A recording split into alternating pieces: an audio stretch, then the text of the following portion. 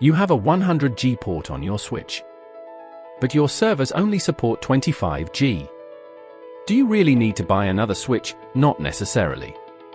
In this video, we'll show you how to split one 100G QSFP28 port into 25G SFP28 links, step by step. First, choose your breakout solution. This can be a DAC breakout cable, an AOC breakout cable, or QSFP28 to 4X SFP28 optics with MPO fiber. In this video, we choose a DAC breakout cable. You need to manually configure the port for breakout. The commands may vary depending on the switch vendor.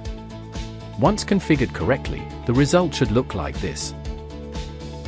Then, insert the QSFP28 connector into the 100G port on your switch.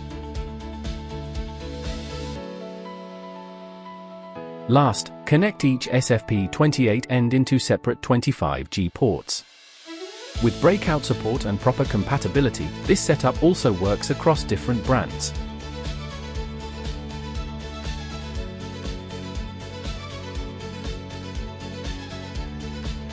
Once configured, each 25G port should come up independently. That's how you split a 100G QSFP28 port into 25G SFP28 interfaces.